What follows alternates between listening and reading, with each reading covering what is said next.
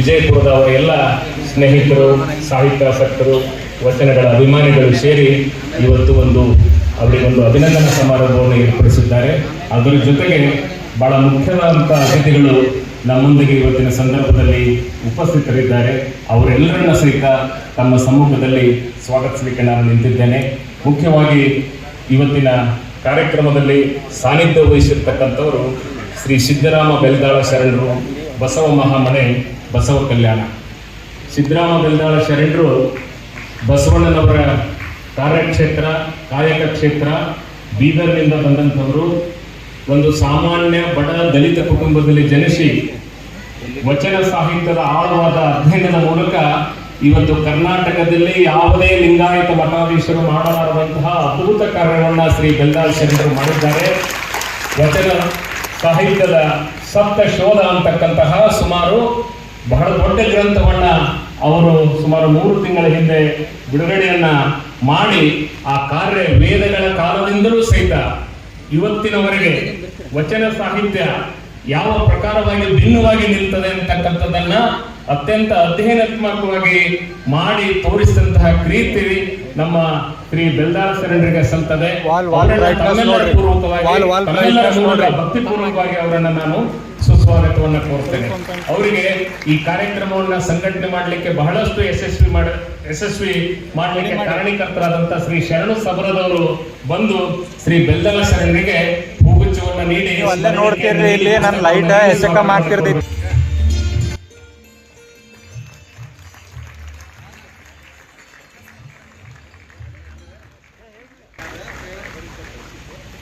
ಅದೇ ರೀತಿ ಅವರ ಬಗ್ಗೆ ತಾವೆಲ್ಲ ಕೇಳಿದ್ದೀರಿ.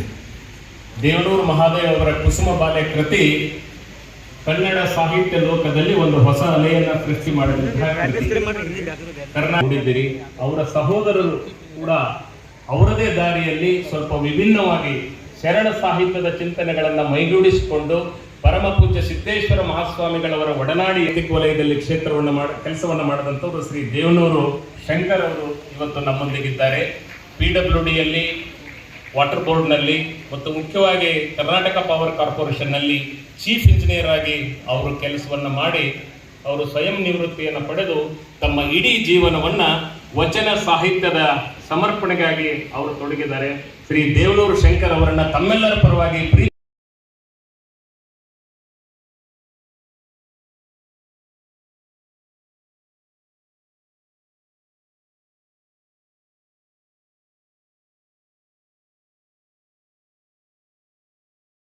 ಶಾಸಕರಾಗ್ತಾರೆ, ಸಚಿವರಾಗ್ತಾರೆ, ನಂತರ ಮಾಜಿಗಳಾಗ್ತಾರೆ, ಮುಖ್ಯಮಂತ್ರಿಗಳಾಗ್ತಾರೆ, ಮಾಜಿಗಳಾಗ್ತಾರೆ.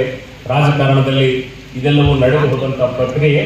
ಆದರೆ ಇದ್ದಂತ ಅವಧಿಯಲ್ಲಿ ಆ ಅವಧಿಯನ್ನ ಕೊಟ್ಟಂತ ಅವಕಾಶವನ್ನ, ಸಿಕ್ಕಂತ ಅಧಿಕಾರವನ್ನ ಬಳಸಿಕೊಂಡು ಒಂದು ಇಡೀ ಸಮುದಾಯದ ಆರ್ಥಿಕವಾಗಿ ಅವರನ್ನ ಮೇಲೆತ್ತಕ್ಕಂಥದ್ದು, ಬಡತನ ರೇಖೆಗಿಂತ ಅವರನ್ನ ಮೇಲೆತ್ತಕ್ಕಂಥದ್ದು, ಸರ್ವಾಂಗೀಣ ಅಭಿವೃದ್ಧಿ ಏನು ಗಾಂಧಿಯವರ ಸಶಕ್ತ ಭಾರತ ನಿರ್ಮಾಣಕ್ಕೆ ಬಹಳ ದೊಡ್ಡ ಕೊಡುಗೆಯನ್ನ ನೀಡಿದಂಥವರು ಸನ್ಮಾನ್ಯ ಶ್ರೀ MB ಪಾಟೀಲ್ ರವರು. ಇವತ್ತು ಕೈಗಾರಿಕಾ ಕ್ಷೇತ್ರದಲ್ಲಿ ಕೂಡ ಅವರ ಕೆಲಸ ಕಾರ್ಯಗಳು ಬಹಳ ವೇಗವಾಗಿ ಇವತ್ತು ಇಡೀ ಕರ್ನಾಟಕದಲ್ಲಿ ನಡೆದಿವೆ. ಇಡೀ ಜಗತ್ತು ಇವತ್ತು ಕರ್ನಾಟಕವನ್ನ ನೋಡ್ತಾ ಇದೆ. ಅದು ಯಾವುದಕ್ಕಾಗಿ ಅಂದ್ರೆ ಕೈಗಾರಿಕಾ ಕ್ಷೇತ್ರದಲ್ಲಿ ಬಂಡವಾಳವನ್ನು ಹೂಡಿಕೆ ಮಾಡಲಿಕ್ಕೆ ಭಾರತದಲ್ಲಿ ಕರ್ನಾಟಕ ಬಹಳ ಪ್ರಶಸ್ತ. ಯಾಕಂದ್ರೆ ಕರ್ನಾಟಕದಲ್ಲಿ ಬಂಡವಾಳ ಹೂಡಿಕೆಗೆ ಒಂದು ಅದ್ಭುತವಾದ ವಾತಾವರಣವನ್ನ ಸನ್ಮಾನ್ಯ MB ಪಾಟೀಲ್ ರವರು ಇವತ್ತು ಸೃಷ್ಟಿ ಮಾಡಿದ್ದಾರೆ. ಅವರು ಇಡೀ ಈ ಕಾರ್ಯಕ್ರಮದ ಬೆನ್ನೆಲುಬು ಮತ್ತು ಅವರು ಮೊದಲಿಗೆ ನಮ್ಮ ಬಸವರಾಜ ಅಲಿಗಾರ್ ಅವರ ಪುಸ್ತಕವನ್ನ ಪ್ರಕಟ ಆಗೋಕ್ಕಿಂತ ಮುಂಚೆ ಒಂದು ಹಸ್ತಪ್ರತಿಯನ್ನ ರೆಡಿ ಮಾಡಿಕೊಂಡು ಸಾಹೇಬ್ರ ಹತ್ರ ಹೋದಾಗ ಒಂದೇ ಮಾತಿನಿಂದ ಹೇಳಿದ್ರು, ಇದನ್ನ ಪೂರ್ತಿಯಾಗಿ ನಾನೇ ಪ್ರಿಂಟ್ ಮಾಡ್ಕೊಡ್ತೀನಿ, ನೀವು ತಲೆ ಕೆಡಿಸ್ಕೋಬೇಡ್ರಿ, ನೀವು ಮುಂದುವರಿರಿ ಅಂತ ಹೇಳಿ ಬೆನ್ನು ತಟ್ಟಿ ಪ್ರೋತ್ಸಾಹಿಸಿದಂಥವರು ಸನ್ಮಾನ್ಯ ಶ್ರೀ MB ಪಾಟೀಲ್ ರವರು. ಅವರನ್ನ ಈ ಸಂದರ್ಭದಲ್ಲಿ ಈ ಕಾರ್ಯಕ್ರಮದ ಸಂಘಟಕರಲ್ಲಿ ಒಬ್ಬರಾದ ಶ್ರೀ ಶಕೀಲ್ ಸುತಾರ್ ಅವರು ಅವರನ್ನ ಆ ಹೂಗುಚ್ಛವನ್ನ ನೀಡಿ ಸ್ಮರಣಿಕೆಯನ್ನು ನೀಡಿ ಸ್ವಾಗತ ಕೋರಬೇಕಂತ ನಾನು ಕೇಳ್ತೇನೆ.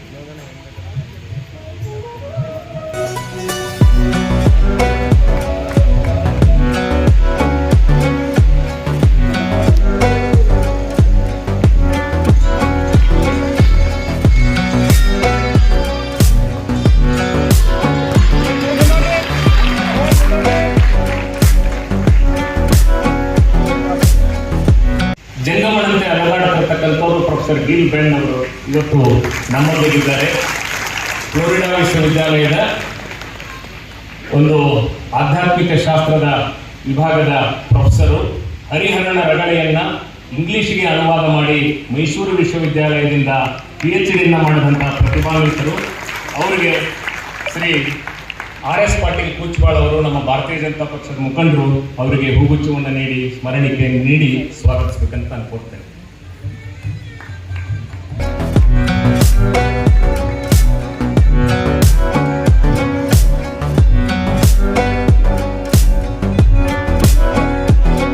RS ಪಾಟೀಲ್ ಮತ್ತು ನಮ್ಮ ಬಸವರಾಜ್ ಅಲಿಗಾರ್ ಅವರು ಇಬ್ಬರು ಬಹಳ ಆತ್ಮೀಯ ಸ್ನೇಹಿತರು. ವಿದ್ಯಾರ್ಥಿ ದಶೆಯಿಂದ ಇವರ ವಚನ ಸಾಹಿತ್ಯಕ್ಕೆ ಅವರು ಸ್ವಲ್ಪ ಸ್ಫೂರ್ತಿಯನ್ನು ಕೊಟ್ಟಿದ್ದಾರೆ ಅಂತ ಹೇಳಿ ನಾವು ಭಾವಿಸ್ತೇವೆ.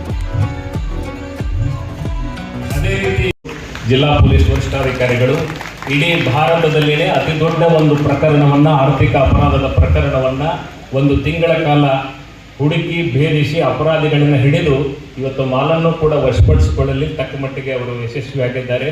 ಶ್ರೀ ಲಕ್ಷ್ಮಣ್ ನಿಂಬರಿಗೆ ಅವರಿಗೆ ನಮ್ಮ ಹಿರಿಯ ಗುತ್ತಿಗೆದಾರರಾದ ಶ್ರೀ ಶರಣು ಅಣ್ಣ ಆಲೂರವರು ಬಂದು ಅವರಿಗೆ ಸ್ವಾಗತವನ್ನು ಕೋರಬೇಕಂತ ಹೇಳಿ ವಿನಂತಿ ಮಾಡ್ತಾರೆ.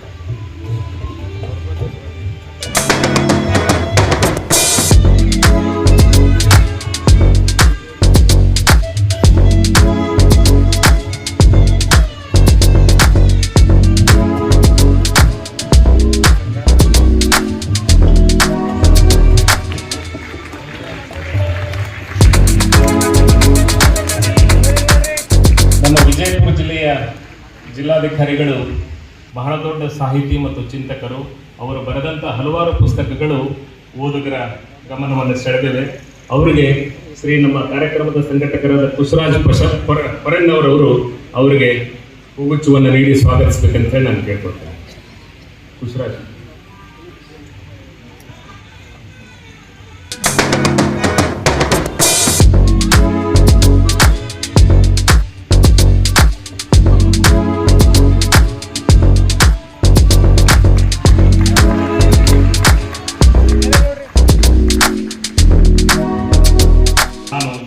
ಸ್ವಾಗತವನ್ನ ಶ್ರೀ ಉಮೇಶ್ ವಂದಾಲ್ ಅವರು, ಇದು ಗೋಕುಲಾಷ್ಟಮಿಗೂ ಇಮಾಮ್ ಸಭೆಗೂ ಏನು ಸಂಬಂಧ ಅಂತ ನಮ್ಮ ಕಡೆ ಹಳೆ ಮೈಸೂರಿನಲ್ಲಿ ಗಾದೆ ಇದೆ.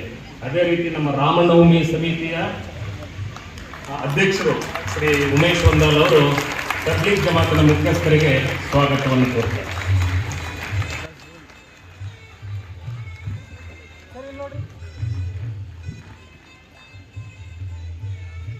ಅದನ್ನ ಮುಂದೂಡಲಾಗಿತ್ತು. ಅರುಣ್ ಶಾಪುರ್ ಅವರು ಈ ಪುಸ್ತಕದ ಕುರಿತು ಆಗಾಗ ನಮ್ಮ ಬಸವರಾಜ್ ಅಲಿಗಾರ್ ಅವರಿಗೆ ಹಲವಾರು ಸೂಕ್ತ ಸಲಹೆಗಳನ್ನು, ಮಾರ್ಗದರ್ಶನಗಳನ್ನು, ಸಹಕಾರವನ್ನು ನೀಡಿದ್ದಾರೆ. ಅವರನ್ನು ಈ ಸಂದರ್ಭದಲ್ಲಿ ನಮ್ಮ ರೂಪ್ ಸಿಂಗ್ ಲೋನಾರಿ ಅವರು ಗುತ್ತಿಗೆದಾರರು ಅವರಿಗೆ ಹೂಗುಚ್ಛವನ್ನು ನೀಡಿ ಸ್ಮರಣಿಕೆಯನ್ನು ನೀಡಿ ಸ್ವಾಗತಿಸಬೇಕಂತ ಹೇಳಿ ನಾನು ಕೇಳ್ಕೊಡ್ತೇನೆ.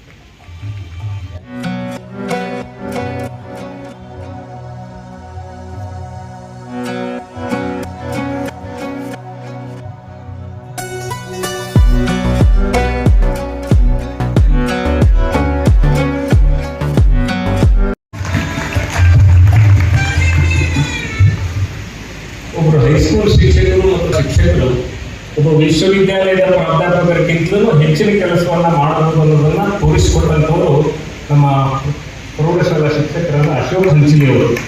ಅಶೋಕ್ ಹಂಚಲಿ ಅವರ ಸಾಹಿತ್ಯ, ಅವರ ಕಾರ್ಯ, ಅವರ ಚಟುವಟಿಕೆಯನ್ನು ನೋಡಿದ್ರೆ ಬಹುತೇಕ ಅದು ಎಲ್ಲ ಶಾಲಾ ಶಿಕ್ಷಕರಿಗೆ ಅವರು ಮಾದರಿ. ಅವರನ್ನು ಸಹಿತ ಈ ಸಂದರ್ಭದಲ್ಲಿ ಈ ಗ್ರಂಥದ ದಾಸೋಹಿಗಳಾದ ಶ್ರೀ ವಿಶ್ವನಾಥ್ ಬಿರಾದರ್ ಅವರು AW ಅವರು ಅವರಿಗೆ ಪುಷ್ಪಗುಚ್ಛವನ್ನು ನೀಡಿ ಸ್ವಾಗತವನ್ನು ಕೊಡಬೇಕು ಅಂತ ಹೇಳಿ ನಾನು ವಿನಂತಿ ಮಾಡ್ತೇನೆ.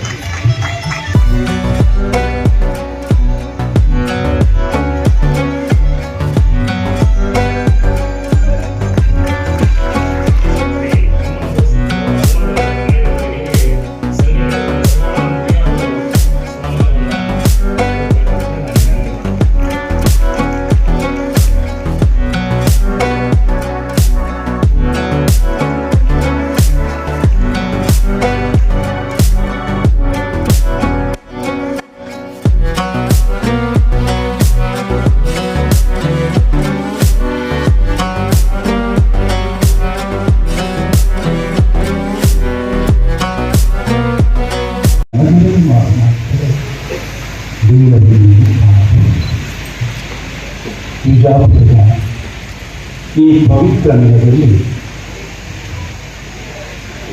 ಬಸವರಾಜ ಹೇಳಿದ ನನ್ನೊಳಗಿನ ನಾನು ನೀನು ಮೈಲಿ ಕೃತಿಯ ಲೋಕಾರ್ಪಣೆ ಅವರಿಗೆ ಅಭಿನಂದನಾ ಉತ್ಸವ. ಈ ಕಾರ್ಯಕ್ರಮದ ಹಿರಿಯ ಸಾನ್ನಿಧ್ಯವನ್ನು ವಹಿಸಿಕೊಂಡಂತಹ ತಾಯಿತನದ ಅಂತಃಕರಣ, ತುಂಬ ಶಿಷ್ಟಾಚಾರ ಸೌಜನ್ಯ ಸಾತ್ವಿಕ ಬದುಕನ್ನು ಮೈಗೂಡಿಸಿಕೊಂಡಂತಹ ಪೂಜ್ಯ ಸಿದ್ದರಾಮ ಶರಣ ಭಾಷೆಗಳ ಪಾದಕಮಗಳಿಗೆ ಪ್ರಣಾಮಗಳನ್ನು ಸಲ್ಲಿಸುತ್ತಾರೆ. ಈ ಕಾರ್ಯಕ್ರಮದ ಅಧ್ಯಕ್ಷತೆಯನ್ನು ವಹಿಸಿರ್ತಕ್ಕಂಥ ಈ ಜಿಲ್ಲೆಯ ಉಸ್ತುವಾರಿ ಸಚಿವರು ಶರಣ ಸಾಹಿತ್ಯದಲ್ಲಿ ತುಂಬ ಪ್ರೀತಿ ಮತ್ತು ಆಸ್ತಿ ಇಟ್ಟುಕೊಂಡಂಥ ಸನ್ಮಾನ್ಯ ಹಿಂದಿ ಆತ್ಮೀಯರು ತುಂಬ ಸರಳ ಶ್ರೇಷ್ಠರಾದಂಥ ಶಿವಾಲಿಂಗ ಬೆಂಗಳೂರು ಪೊಲೀಸ್ ವರಿಷ್ಠಾಧಿಕಾರಿಗಳಾದಂಥ ಲಕ್ಷ್ಮಣ್ ನಿಂಬಟ್ಟಿಯವರಿಗೆ, ಅರುಣ್ ಅವರಿಗೆ, ಕನ್ನಡ ಸಾಹಿತ್ಯ ಪರಂಪರೆಯ ವಿವಿಧ ಆಯಾಮಗಳಲ್ಲಿ ತಮ್ಮ ಹೊಸ ಛಾಪನ್ನು ಮೂಡಿಸಿದಂಥ ಅನುಭವಿಗಳಾದ ರಾಧನ್ ಅವರಿಗೆ, ಪ್ರೀತಿ ನಂತರ ಇಂಜಿನಿಯರ್ ಎಲ್ಲ, PhD ಎಲ್ಲ, BA ಎಲ್ಲ, MA ಎಲ್ಲ ಹಲವಾರು ನಾರ್ಯಾರು ಮುಂದಾಗಿ ಓದು ಕಲಿಯಿತು ಜನರು, ಓದಲ್ಲಿ ಹೊಸಮಾತು ಬಸವಯ್ಯ ನೇಗಿಲಿಗೆ ಬಂತು ಹೊಸಗನ. ಒಂದು ಬೆಳಕಿದ್ರೆ ಇಂಥ ತಾಯಿ ಹಾಗೂ ನಮ್ಮ ಲಕ್ಷ್ಮೀಬಾಯಿ ಬಂದಿದ್ದಾರೆ. ಪೂಜ್ಯ ಅಪ್ಪಾಜಿಯವರ ಕುರಿತು PhD ಮಾಡುವಂಥ ವಿದ್ಯಾರ್ಥಿ ಸರ್ದಾಪುರದಲ್ಲಿ. ನಮ್ಮ ಕಿಡಿಗಳು ಬಂದಿದ್ದಾರೆ. ವೈಫಲ್ಯದ ಸುಧಾರಣ ಪರಿಮಳ ಅನಿಸೂಯ ತಾಯಿ, ನಮ್ಮ ಪ್ರಕಾಶ್, ನಮ್ಮ ಶರಣು ಸಬರದ, ಇಲ್ಲಿ ಯಾರ ಹೆಸರನ್ನು ಹೇಳಿದರು? ರಾಜು ಅವರು ಮಾಜಿ ಶಾಸಕ. ಯಾರನ್ನು ಬಿಡಲಿ ಎನ್ನುವಂತಾಗಿದೆ ನನ್ನ ಸ್ಥಿತಿ. ಸರ್ವಜ್ಞರು ಹೇಳುವ ಹಾಗೆ ಅವರೆಲ್ಲ ನಿಂತರು, ಕೇರಿಯಿಂದ ಬೆಳಗ ದ್ರಾವಿಡಿಯ ಕುಲದಲ್ಲಿರುವುದು ಯಾರನ್ನು ಬಿಡಲಿ ಸರ್ವಜ್ಞ ಎಲ್ಲರೂ. ಸಾಹೇಬರು ಬಹಳಷ್ಟು ಶ್ರದ್ಧೆಯಿಂದ ಆ ಕೆಲಸವನ್ನು ಮಾಡಿದ್ದಾರೆ. ಡಾಕ್ಟರ್ MM ಕಲಬುರ್ಗಿ ಅವರ MM ಕಲಬುರ್ಗಿ ಅವರ ಸಮಗ್ರ ಸಂಪುಟಗಳನ್ನ ಇದೀಗ ಸನ್ಮಾನ್ಯ MB ಪಾಟೀಲ್ ಸಾಹೇಬರು ಅವರಿಗೆ ನೀಡೋದರ ಮೂಲಕ ಈ ಒಂದು ಅಭಿನಂದನೆಯನ್ನ ನಡೆಸಿಕೊಡ್ತಾ ಇದ್ದಾರೆ. ಇನ್ನೊಂದು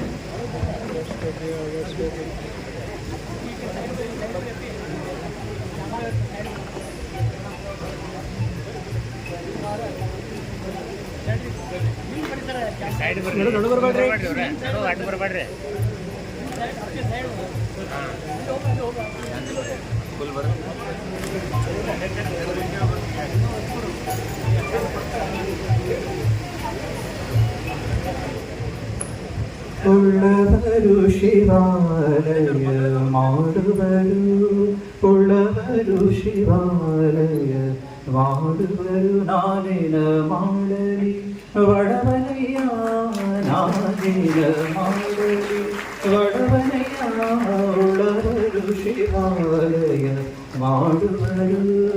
ಎನ್ನ ಕಾಲೇ ಕಂಬ ದೇಹವೇ ದೇಗುಲ, ಎನ್ನ ಕಾಲೇ ಕಂಬ ದೇಹವೇ ದೇಗುಲ, ಶಿರವೇ ಹೊನ್ನ ಕಡಶವಯ್ಯ, ಉಳ್ಳವರು ಶಿವಾಲಯ ಮಾಡುವರು, ಉಳ್ಳವರು ಶಿವಾಲಯ ಮಾಡುವರು. ಸ್ಥಾವರ ಕಳಿವುಂಟು ಜಂಗಮ ಕಳಿವಿಲ್ಲ, ಸ್ಥಾವರ ಕಳಿವುಂಟು ಜಂಗಮ ಕಳಿವಿಲ್ಲ, ಕೂಡಲ ಸಂಗಮ ದೇವಾ ಕೇಳಯ್ಯ, ಕೂಡಲ ಸಂಗಮ ದೇವಾ ಕೇಳ. ಉಳ್ಳವರು ಶಿವಾಲಯ, ಉಳ್ಳವರು ಶಿವಾಲಯ, ಉಳ್ಳವರು ಅವರು ಶಿವಾಲಯ ಮಾಡುವರು.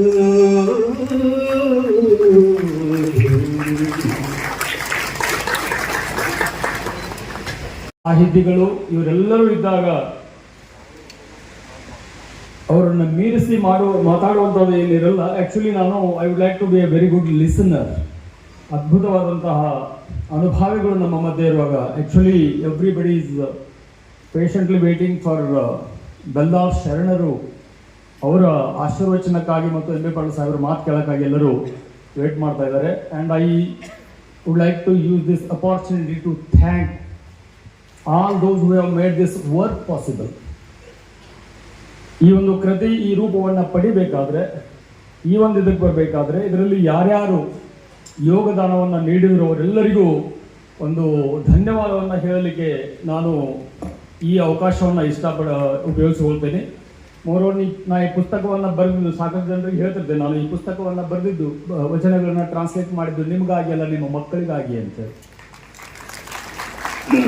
ಏನಾಗಿದೆ, ನಮ್ಮಲ್ಲಿ ಸಾಕಷ್ಟು ಈ ಥರ ಸಾಹಿತ್ಯಗಳು ಇದ್ದಾಗೂ ಕೂಡ ನಾವು ಬೇರೆ ಸಾಹಿತ್ಯಕ್ಕೆ ಬೇರೆ ಇದಕ್ಕೆ ನಮ್ಮ ಮಕ್ಕಳು ಮನಸೋಲುವ ಸಂದರ್ಭದಲ್ಲಿ ನಾವೇನು ಮಾಡಬೇಕಾಗತ್ತೆ, ನಮ್ಮಲ್ಲಿ ಏನಿದೆ ಅದನ್ನು ನಮ್ಮ ಮಕ್ಕಳಿಗೆ ಟ್ರಾನ್ಸ್ಲೇಟ್ ಮಾಡಿಕೊಡ್ಬೇಕಾಗತ್ತೆ. ಎಲ್ಲ ಮಕ್ಕಳು ಇಂಗ್ಲೀಷ್ ಮಾಧ್ಯಮವನ್ನು ಓದುವ ಈ ಸಂದರ್ಭದಲ್ಲಿ ವಚನಗಳು ಅಂದ್ರೇನು, ವಚನಗಳು ಅಂದ್ರೆ ಏನಿಲ್ಲ, ಸದ್ವಿಚಾರಗಳು, ಕೊಲಬೇಡ ಹುಸಿ ನೋಡಬೇಡ, ಇವನಾರವ ಏನು ಬಂದಿರಿ ಹದಳವಿದ್ದರೆ, ಇಂಥೆಲ್ಲ ಸದ್ವಿಚಾರಗಳಿವು. ನನ್ನ ವಚನ ಪುಸ್ತಕ, ನನ್ನ ಈ ಟ್ರಾನ್ಸ್ಲೇಷನ್ ಪುಸ್ತಕ ಸ್ಟಾರ್ಟ್ ಆಗುವುದೇ ಅಂಬೇಡ್ಕರ್ ಅವರ ಕೋಟ್ನಿಂದ. Cultivation of human mind is the ultimate aim of existence ಅಂತ. ಮನುಷ್ಯನ ಅಸ್ತಿತ್ವದ ಕೊನೆಯ ಗುರಿ ಏನಪ್ಪಾ ಅಂತಂದ್ರೆ ಮಾನಸಿಕ ಕೃಷಿ ಅಂತ. ಏನು ಮಾನಸಿಕ ಕೃಷಿ ಇದೆ? ಒನ್ಸ್ ಅಗೇನ್, ಮಾನಸಿಕ ಕೃಷಿ ಅಂತಂದ್ರೆ ಏನೇನು ನಮ್ಮ ಮನಸ್ಸಿಗೆ ಕೊಳೆ ಅನ್ನೋದು ಹತ್ತಿರುತ್ತಲ್ಲ ಅದನ್ನು ತೆಗೆಯುವುದು. ಕೊಲಬೇಡ ಹುಸಿಯ ನುಡಿಯಲು ಬೇಡ, ಮುನಿಯಬೇಡ, ಅನ್ನರಿಗೆ ಆಶ್ರಯ ಪಡಬೇಡ, ತನ್ನ ಬಣ್ಣಿಸಬೇಡ, ಇದಿರು ಹಳಿಯಲು ಬೇಡ, ಇದೇ ಅಂತರಂಗ ಶುದ್ಧಿ, ಇದೇ ಬಹಿರಂಗ ಶುದ್ಧಿ, ಇದೇ ಕೂಡಲ ಸಂಗಮ ದೇವನನ್ನ ಒಲಿಸುವ ಪರಿ. ಇದು ಏನಿದಲ್ಲ ಮಾನಸಿಕ ಕೃಷಿ. ಇವನಾರವ ಎಂದೆನಿಸಿದರಯ್ಯ, ಇವನಮ್ಮವ ಎಂದೆನಿಸಯ್ಯ, ಕೂಡಲ ಸಂಗಮ ದೇವ ನಿಮ್ಮ ಮನೆಯ ಮಗನೆಂದೆನಿಸಯ್ಯ. ನೀವು ಸುಮಾರು 40-50 ಸಾವಿರ ವಚನಗಳನ್ನು ನೋಡ್ಬಿಟ್ರೆ ಅದು ಏನಿಲ್ಲ ಮಾನಸಿಕ ಕೃಷಿ. ಪತಂಜಲಿಯ ಯೋಗ ಸೂತ್ರವನ್ನು ಓದ್ತಿರ ಮಾನಸಿಕ ಕೃಷಿ. ಮಾನಸಿಕ ಕೃಷಿ ಬಿಟ್ರೆ ಏನಿಲ್ಲ. ಅಂಬೇಡ್ಕರ್ ಅವರು ಯಾವ ಎತ್ತರಕ್ಕೆ ಏರಿದ್ರು ಅಂದ್ರೆ ಒಂದು sentence, cultivation of mind should be the ultimate aim of human existence ಅಂತ ಏನು ಬರೀತಾರೆ. ನಾನು ಪುಸ್ತಕ ಸ್ಟಾರ್ಟ್ ಆಗೋದು ಆ ಸೆಂಟೆನ್ಸ್ ಸ್ಟಾರ್ಟ್ ಆಗುತ್ತೆ. ಸಾರಿ ಅಧ್ಯಾತ್ಮದ ಒಂದು ತಳಹದಿ ಗುರಿ ಆ ಒಂದು ವಾಕ್ಯ. ಯಾವ ಲೆವೆಲ್ಗೆ ಡಾಕ್ಟರ್ ಬಿ ಆರ್ ಅಂಬೇಡ್ಕರ್ ಅವರು ಸಾಮಾಜಿಕ ಸುಧಾರಕರಾಗಿದ್ರು, ಅದೇ ಲೆವೆಲ್ಗೆ ಆಧ್ಯಾತ್ಮಿಕ ಒಬ್ಬ ಸಾಧಕರು ಕೂಡ ಆಗಿದ್ರು, ಅಧ್ಯಾತ್ಮದ ಆ ಎತ್ತರಕ್ಕೆ ಏರಿದ್ರು. ಇಂತಹ ಕಲ್ಟಿವೇಶನ್ ಆಫ್ ಮೈಂಡ್ಗೆ ಬೇಕಾದಂತಹ ಸರಕು ನಮ್ಮಲ್ಲಿ ಸಾಕಷ್ಟು ಇರುವಾಗ ನಾವು world famous thoughts, world famous visions, ಇನ್ನೊಂದು ಮತ್ತೊಂದು ಏನೇನೋ ಓದ್ಕೊತ ಹೋಗ್ತಿರ್ತೀವಿ. ಅದಕ್ಕೆ ನಾನು ವಿಚಾರ ಮಾಡಿದೆ, ನಮ್ಮಲ್ಲೇ ಸುಮಾರು 40-50 ಸಾವಿರ ವಚನಗಳಲ್ಲಿ ಸದ್ವಿಚಾರಗಳನ್ನು ಬಸವಾದಿ ಶರಣರು ಹುದುಗಿಸಿಟ್ಟಾಗ ನಮ್ಮ ಜೀವನವನ್ನು ದೇವನೆತ್ತರಕ್ಕೆ ಎತ್ತರಿಸುವಂತಹ ವಿಚಾರಗಳು ವಚನಗಳಲ್ಲಿ ಇದ್ದಾಗ ನಾವು ಏನೇನೋ ನೋಡ್ತಾ ಇದ್ದೇವಲ್ಲ. ಬಸವಣ್ಣ ಒಂದ್ ಕಡೆ ಹೇಳ್ತಾರ, ಊರ ಮುಂದೆ ಹಾಲ ಹಳ್ಳ ಹರಿಯುತ್ತಿರಲು ಓರೆಯಾಗನ ಬೆಣ್ಣಲಿ ಹರಿಯಲೇಕಯ್ಯ, ಲಜ್ಜೆಗಿಡಲೇಕೆ ನಾನು ಗಿಡಲೇಕೆ, ಕೂಡಲ ಸಂಗಮ ದೇವ ನುಳ್ಳ ನಕ್ಕರ ಬಿಜ್ಜಳನ ಬಂದಾರ ನನಗೆ ಕಯ್ಯ ಅಂತ. ಊರ ಮುಂದೆ ಹಾಲ ಹಳ್ಳ ಹರಿಯಾಗತ್ತೈತೆ, ನಮ್ಮ ಮನೆ ಮುಂದೈತೆ, ನಮ್ಮ ಮನೆ ಆಗೈತಿ. ಬಸವಣ್ಣನ ಫೋಟೋ ಒಳಗಿಟ್ಕೊಂಡಿವು, ತತ್ವಗಳನ್ನ ಕಟ್ಟೆ ಮೇಲೆ ಇಟ್ಟವು, ತತ್ವಗಳು ಗಾಳಿಗೆ ಹಾರಿ ಉಂಟಾವು. ತತ್ವಗಳು ಗಾಳಿಗೆ ಹಾರಿ ಹೋಗ್ತಿನ ಮೊದ್ಲ ಇವುಗಳನ್ನ ಇಂಗ್ಲಿಷ್ಗೆ ಭಾಷಾಂತರ ಮಾಡಿ ನಮ್ಮ ಮಕ್ಕಳಿಗೆ, ಹೊರದೇಶದಲ್ಲಿರೋ ನಮ್ಮವರ ಮಕ್ಕಳಿಗೆ ಮತ್ತು ಈ ವಚನ ಸಾಹಿತ್ಯವನ್ನು ಅಧ್ಯಯನ ಮಾಡಬೇಕಂತ ಏನು ಯಾರಿಗೆ ಆಸೆ ಇದೆ, ವೆಸ್ಟರ್ನ್ಸ್ ಲೈಕ್ ಪ್ರೊಫೆಸರ್ ಗಿಲ್ ಇಂಥವ್ರಿಗೆ ಯಾರ್ಯಾರಿಗೆ ಇಷ್ಟಪಡ್ತಾರೆ ಅವ್ರಿಗೆಲ್ಲರಿಗೂ ಈ ವಚನ ಸಾಹಿತ್ಯವನ್ನು ಕೊಡಬೇಕನ್ನೋ ಒಂದು ಉದ್ದೇಶದಿಂದ ಈ ವಚನಗಳನ್ನ ಟ್ರಾನ್ಸ್ಲೇಟ್ ಮಾಡಿದ್ದೇನೆ ಅಂತಂದ್ರೆ ಅದು ನಂದು ಮತ್ತು ಸೊಕ್ಕಾಗುತ್ತದೆ. ಮಾಡಿದೆನೆಂಬರು ಮನದಲ್ಲಿ ಹೊಳೆದರೆ ಏಡಿಸಿ ಕಾಡಿತ್ತು ಶಿವನ ಡಂಗುರ ಅಂತ ಹೇಳುವಂಗ ಅವನು ಮಾಡಿಸಿದ್ದಾನೆ. ಇಂಟ್ರೊಡಕ್ಷನ್ಲಿ ಬರೆದಿದ್ದೇನೆ ನಾನು, I am a pen, the ward the pillar, my me is the ಅಂತೇಳಿ. ಸುಮ್ಮನೆ ನಾವು ಒಂದು ಇನ್ಸ್ಟ್ರೂಮೆಂಟ್ ಆಗಿರ್ತೀವಿ, ಅವನು ಹರಿಸ್ತಿರ್ತಾನೆ, ಆ ಥರ ಹರಿದಿದ್ದೀವಿ. ಇದನ್ನು ಸಾಧ್ಯವನ್ನಾಗಿ ಮಾಡಿಸಿದವರು ಸಾಕಷ್ಟು ಜನರಿದ್ದಾರೆ. ಮೊಟ್ಟ ಮೊದಲನೇದಾಗಿ ಎಲ್ಲರ ಪ್ರತಿಯೊಬ್ಬರ ಜೀವನದಲ್ಲಿ 3 ಋಣಗಳನ್ನು ನಾವು ತೀರಿಸಬೇಕಾಗುತ್ತೆ. ಫಾಸ್ಟ್ ಆಗಿ ಮುಗಿಸ್ಬಿಡ್ತೇನೆ, ಇದನ್ನು ಹೇಳಲೇಬೇಕಾಗಿದೆ ನಾನು. 1 ತಂದೆ ತಾಯಿಯ ಋಣ, 2 ಗುರುವಿನ ಋಣ, 3 ಸಮಾಜದ ಋಣವನ್ನು ನಾವು ತೀರಿಸಬೇಕಾಗುತ್ತೆ. ನನ್ನ ತಂದೆ ತಾಯಿ ಅವರು ತಮ್ಮ ಜೀವನದಿಂದ ಮಾರ್ಗದರ್ಶನವಾದರು ನಮಗೆ. By the way they lived ಐತಲ್ಲ, ಇಟ್ ಇನ್ಫ್ಲೂಯೆನ್ಸ್ಡ್ ಅವರ್ ಲೈಫ್. ನನ್ನ ತಂದೆ ತಾಯಿ ಪ್ರಸ್ತುತ ಈಗಿಲ್ಲ. ನನ್ನ ಚಿಕ್ಕಪ್ಪ ಇದ್ದಾರೆ. ನನ್ನ ಚಿಕ್ಕಪ್ಪ ಈಗ ನಮ್ಮ ಮಧ್ಯದಲ್ಲಿ ಇದ್ದಾರೆ. ಅವರನ್ನು ನಾನು ವೇದಿಕೆಯ ಮೇಲೆ ಬರಮಾಡ್ಕೋತೇನೆ. ನನ್ನ ಚಿಕ್ಕಪ್ಪ ಅವರು ಬರಬೇಕು. ಅವರಿಗೆ ಸಂಘಟಕರು ಒಂದು ಸನ್ಮಾನ. ಅದೇ ರೀತಿ ನನ್ನ ಕಲಿಸಿದ ನನ್ನ ಗುರುಗಳಿದ್ದಾರೆ. ನಾನು ಒಳ್ಳೆಯ ಕೆಲಸವನ್ನು ಪ್ರೈಮರಿ ಸ್ಕೂಲ್ನಲ್ಲಿ ಒಳ್ಳೆಯ ಕೆಲಸವನ್ನು ಮಾಡಿದಾಗ ಬೆನ್ನು ತಟ್ಟಿ, ಉಡಾತನ ಮಾಡಿದಾಗ ಬೆನ್ನ ಮೇಲೆ ಬುದ್ಧಿ ಹೇಳಿದ ನಮ್ಮ ಕುಂಬಾರ್ ಸರ್ ಇದ್ದಾರೆ, ಪ್ರೈಮರಿ ಸ್ಕೂಲ್ ಟೀಚರ್. ವಿಶೇಷವಾಗಿ ಇವತ್ತು ಬರಮಾಡ್ಕೊಂಡಿದ್ದೇನೆ ಅವರಿಗೆ. ನಿಮ್ಮೆಲ್ಲರಿಗೂ ಇವತ್ತು ನಾನು ಏನಾದರೂ 4 ಅಕ್ಷರ ಕಲ್ತಿದ್ರೆ ಅದರ ಮೂಲ ರೂವಾರಿ ಯಾರು ಅಂದ್ರೆ ನಮ್ಮ ಕುಂಬಾರ ಗುರುಗಳು. ಕೈ ಕೇಳ್ಬೇಕು.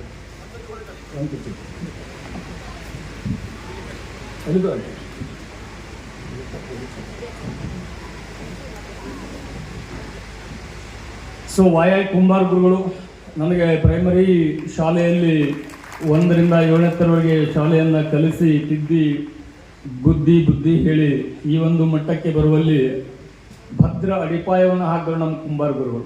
ಆಗಿನ ಕಾಲದ ಶಿಕ್ಷಕರೆಲ್ಲ ಹೆಂಗಿದ್ರು ಅಂತಂದರೆ, ಆ ಶಿಷ್ಯನ ಶ್ರೇಯಸ್ಸನ್ನು, ತಮ್ಮ ಶ್ರೇಯಸ್ಸು ತಮ್ಮ ಮಗಳಿಗಿನ ಹೆಚ್ಚಿಗೆ ಜಾಸ್ತಿ ಅವರು ತಮ್ಮ ವಿದ್ಯಾರ್ಥಿಗಳನ್ನು ಪ್ರೀತಿಸಿ ಶಿಕ್ಷಣ ಕೊಡ್ತಿದ್ರು. ಅದರ ಪ್ರಭಾವ ಇವತ್ತು ನಮ್ಮ ವಿದ್ಯಾರ್ಥಿಗಳ ಮೇಲೆ ಆಗ್ತಿತ್ತು. Sir bus. ಸೊ ನನಗೆ 1ನೇದಿಂದ 7ನೇ ತರವರೆಗೆ ಶಾಲೆಯನ್ನು ಕಲಿಸಿದ ನನ್ನ ಗುರುಗಳು YI ಕುಂಬಾರ್ ಗುರುಗಳು.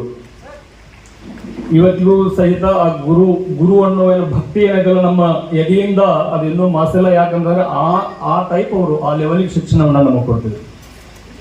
ಈ ಒಂದು ಕೃತಿಯನ್ನ ಸಾಧ್ಯವ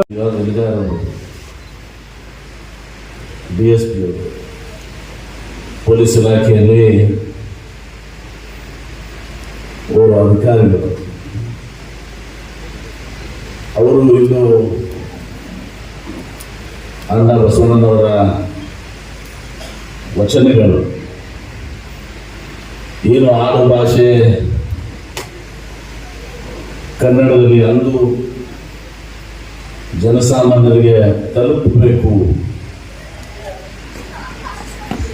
ಅಂತ ತಿಳ್ಕೊಂಡು ಬಸವಣ್ಣವರು, ಬಸವಾದೀಶರು ವಿಶ್ವದ ಪ್ರಪ್ರಥಮ ಪಾರ್ಲಿಮೆಂಟ್ ಅನುಭವ ಮಂಟಪದಲ್ಲಿ ಎಲ್ಲ ಕಾಯಕ ವರ್ಗದ ಶರಣರು ಕೂಡಿಕೊಂಡು ಈ ವಚನಗಳನ್ನ ರಚನೆ ಮಾಡಿ ತನ್ಮೂಲಕ ಒಂದು ಸಮಾಜ ನಿರ್ಮಾಣ ಆಗಬೇಕು, ಒಂದು ಸುಂದರ ಸಮಾಜ ನಿರ್ಮಾಣ ಆಗಬೇಕು ಅಂತ ಹೇಳಿ ಕನಸನ್ನು ಹೊತ್ತು ಅನುಭವದ ಮಂಟಪವನ್ನು ಸ್ಥಾಪನೆ ಮಾಡಿ ಇವತ್ತು ಲಿಂಗಾಯತ ಧರ್ಮವನ್ನು, ಬಸವ ಧರ್ಮವನ್ನು ಹುಟ್ಟು ಹಾಕಿ 12ನೇ ಶತಮಾನದಲ್ಲಿ ಒಂದು ಬಹಳ ದೊಡ್ಡ ಸಾಮಾಜಿಕ ಕ್ರಾಂತಿಯನ್ನು ಮಾಡಿ ಇವತ್ತು ಅಣ್ಣ ಬಸವಣ್ಣವರ ವಚನಗಳನ್ನ ಇಂಗ್ಲಿಷ್ನಲ್ಲಿ ಭಾಷಾಂತರ ಮಾಡಿ ಎಲ್ಗಾರವರು, ಬಸವರಾಜ ಎಲ್ಗಾರವರು ಮೈ ಮೀ ಈಸ್ ದಿ, ನನ್ನೊಳಗಿನ ನಾನು ನೀನೇ ಅಂತ ಹೇಳಿ ಈ ಪುಸ್ತಕವನ್ನ ವಚನಗಳನ್ನು ಅವರು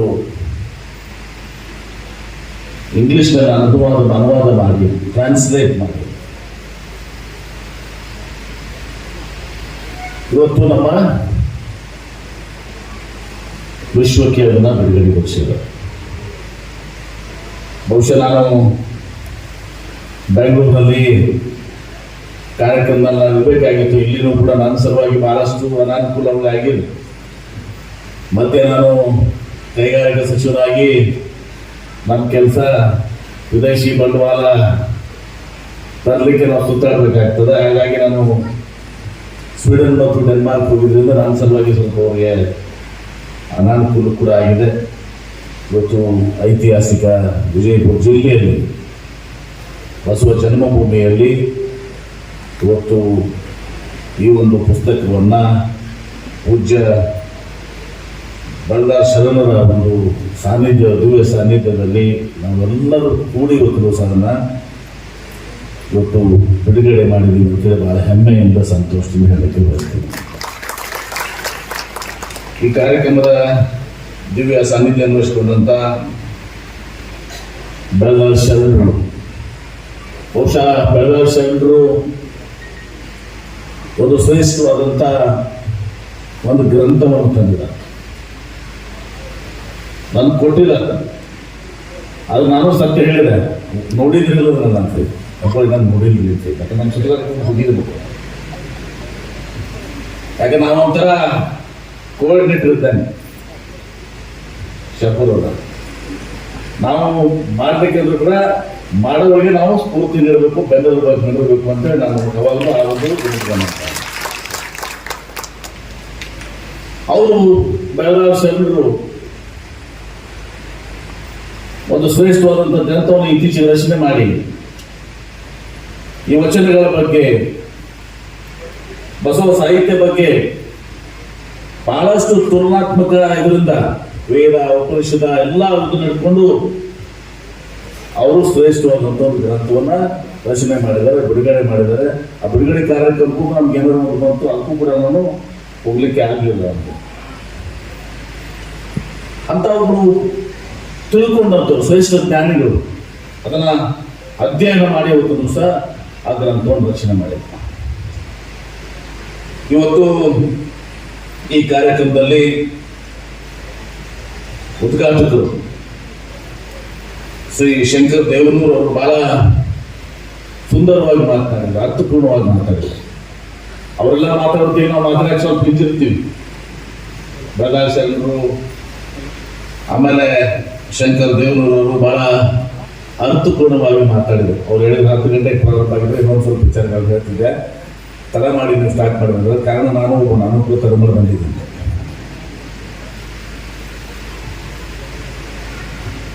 ಅರುಣ್ ಶಾರ್ಪುರ್ ಅವರು ಈ ಯುವ ನಮ್ಮ ಮಕ್ಕಳಿಗೆ, ಮುಂದಿನ ಪೀಳಿಗೆಗೆ ಮೌಲ್ಯಯುತ ಶಿಕ್ಷಣ ಸಿಗಬೇಕು, ನಮ್ಮ ವಚನಗಳನ್ನ ಅವ್ರಿಗೆ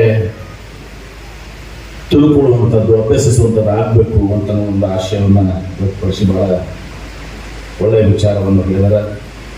ನಮ್ಮ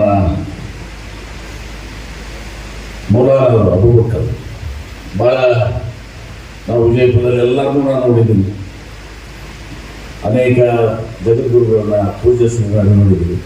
ಆದರೆ ಮೌಲಾನಾ ಅಬೂಬಕರ್ ಅವರು ಬಹಳ ಶಾಂತ ರೀತಿಯಿಂದ ಸಂಘಟನೆ ಮಾಡಿ ಇಲ್ಲೇನೆ ಒಂದು ಒಳ್ಳೆ ನಾನು ಹೋಗಿದ್ದೀನಿ, 2 ಸಲ ನಾನು ಹೋಗಿದ್ದೀನಿ. ಬಹಳ ವ್ಯವಸ್ಥಿತವಾಗಿ ಮಕ್ಕಳಿಗೆ ಮೌಲ್ಯಾಧಾರಿತ ಶಿಕ್ಷಣವನ್ನು ಕೊಡೋ ಮೂಲಕ ಅವರು ಕೂಡ ಯಾವ ರೀತಿ ಬಸವಣ್ಣವರು, ಬಸವಾದಿ ಶರಣರು ಕೆಲವರ ಮೂಢನಂಬಿಕೆಗಳು, ಅನಿಷ್ಟ ಪದ್ಧತಿಗಳನ್ನು ಮಾಡಬೇಕಾಗಿತ್ತು, ಅವರು ಇಸ್ಲಾಂ ಧರ್ಮದಲ್ಲಿ ಕೂಡ ಅಂಥವನ್ನ ಬಿಚ್ಚುವುದನ್ನು ಸಹ ಸನ್ಮಾನಕ್ಕೆ ಹೋಗಬೇಕು ಅನ್ನೋದನ್ನ ನಮ್ಮ ಮಕ್ಕಳಿಗೆ, ವಿಶೇಷವಾಗಿ ಮಕ್ಕಳಿಗೆ ತಿಳಿಸೋದು ಮಾಡ್ತಾರೆ. ಅವ್ರು ಹೇಳಿದ್ರು, ಈಗ ನಾವು ಈ ಒಂದು ಜೂನಿಯರ್ ಕಾಲೇಜ್ನು ಪ್ರಾರಂಭ ಮಾಡಬೇಕಂದ್ರೆ ಅಮುಕ ಸರ್ ನಿಶ್ಚಿತವಾಗಿಯೂ ಕೂಡ ಜಾಗ ನಾವು ನಿಮಗೆ ಕೊಡ್ತೀವಿ, ಅದ್ರ ಬಗ್ಗೆ 2 ಮಾತಿನ ನಾವು ತಮ್ಮ ಕಾರ್ಯವನ್ನು ಮುಂದುವರಿಸ್ತೀವಿ ಅಂತ. ಸಹೋದರಿಯಾದಂಥ ಶ್ರೀಮತಿ ಹೇಮಲತಾ ಅವರು ಬಹಳ, ಅವರು ಕೂಡ ಸುಂದರವಾಗಿ ಮಾತಾಡಿದ್ರು.